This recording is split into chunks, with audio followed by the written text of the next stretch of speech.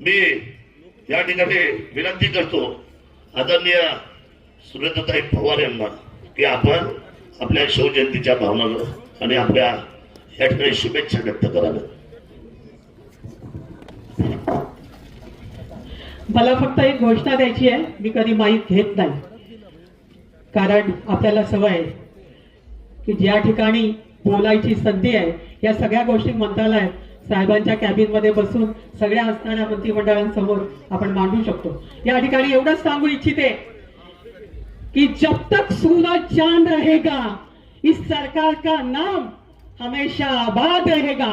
और आबाद रहते हुए असं काम होणार की शेतकऱ्यांचा प्रत्येक प्रश्न, महिलांचा प्रत्येक प्रश्न, असणाऱ्या दीनदुबळ्यांचा प्रश्न सोडवण्याची ताकद आणि करून दाखवण्यासाठीचे पावलं उचलली जातात. त्याबद्दल सलाम करते सगळ्या आलेल्या मंत्रिमंडळाला. नावं घेण्यात वेळ घालवत नाही, पण निश्चित अपेक्षा आहे आणि अपेक्षा पूर्ण होताना पाहतोय.